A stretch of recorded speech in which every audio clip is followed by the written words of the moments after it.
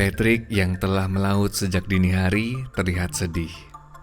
Hasil tangkapannya hari ini hanya mendapatkan 1 ekor ikan tuna dengan berat lebih dari 10 kg. Bahkan hari-hari sebelumnya tidak mendapatkan hasil tangkapan sama sekali. Tidak cukup untuk menutup biaya operasional bahan bakar minyak dan bekal ke laut. Ia harus melaut jauh dari kampungnya saat ini. Dahulu, ikan tuna masih bisa ditangkap depan kampungnya. Hanya dengan metode kejar lumba, biasanya gerombolan tuna ikut bersama. Tangkapan ikan tuna besar dengan mudah ia dapatkan. Sekarang semakin banyak rumpon di laut. Nelayan memancing seputar rumpon saja untuk menghemat BBM. Namun, ikan tuna yang ada di rumpon biasanya berukuran kecil. Data produksi ikan tuna pancing ulur MDPI dari tahun 2014 sampai dengan 2024 menunjukkan terjadinya penurunan hasil tangkapan ikan tuna di desa-desa dampingan MDPI. Pikiran Pak Patrick sama dengan nelayan-nelayan skala kecil lainnya. Tetap bertahan menjadi nelayan tuna walaupun biaya operasional semakin tinggi, atau menjual perahu dan mesin, kemudian beralih profesi menjadi petani. Ikan tuna dikenal sebagai ikan penjelajah antar samudra atau lintas negara. Ikan tuna di Indonesia bisa berasal dari negara-negara lainnya, begitu juga sebaliknya.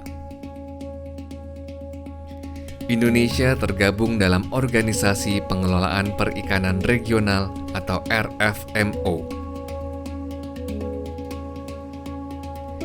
Dengan tergabungnya Indonesia di RFMO, maka Indonesia mendapatkan hak suara dan potensi peluang pasar yang lebih luas. Pak Patrick pun bisa tetap mencari ikan tuna untuk dapat dijual ke pasar global. Sebagai anggota RFMO, Indonesia memiliki strategi pengaturan tangkapan ikan tuna di tahun 2023 atau disebut juga dengan Harvest Strategy.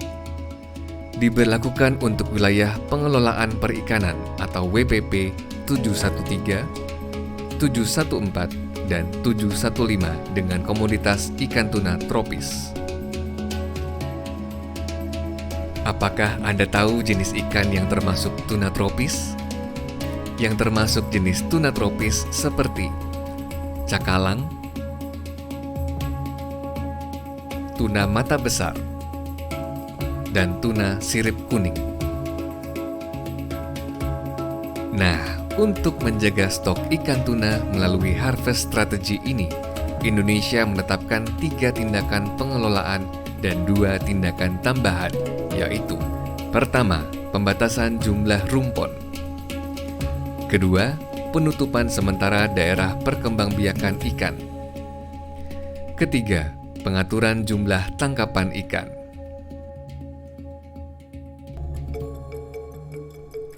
Sedangkan 2 tindakan tambahan lain yaitu: pertama, pengaturan jumlah kapal. Kedua, pengaturan jumlah hari penangkapan.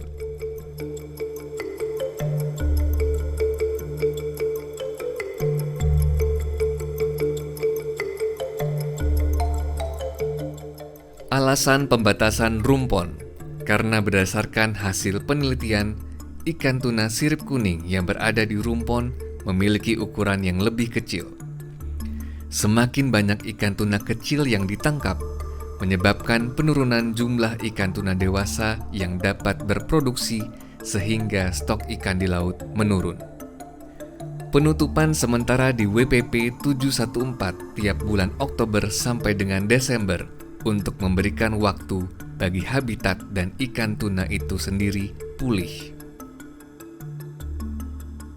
Pengaturan jumlah tangkapan ikan ditujukan untuk menyisakan ikan dewasa di laut agar bisa terus berkembang biak.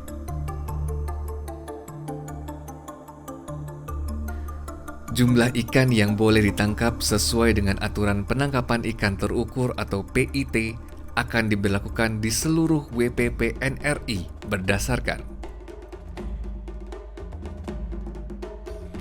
data produksi, jumlah kapal yang terdaftar, kepatuhan pengisian logbook, dan luasan kawasan konservasi. Setelah penetapan jumlah tangkapan di tiap WPP diberlakukan, penangkapan akan dibagi berdasar kebutuhan industri dan nelayan kecil, dan kapal-kapal besar tidak masuk ke areal tangkapan nelayan kecil seperti Pak Patrick untuk memberikan keadilan bagi semua pihak. Implementasi strategi pemanenan atau harvest strategy untuk tuna tropis akan terus dipantau dan dikaji guna menentukan langkah-langkah yang diperlukan di masa depan. Dengan melaksanakan tindakan pengelolaan atau harvest strategy, nelayan skala kecil seperti Pak Patrick harapannya dapat tersenyum kembali, bisa memancing lebih dekat dan ukuran lebih besar secara berkelanjutan. Demi masa depan perikanan Indonesia yang adil bagi setiap pelaku perikanan.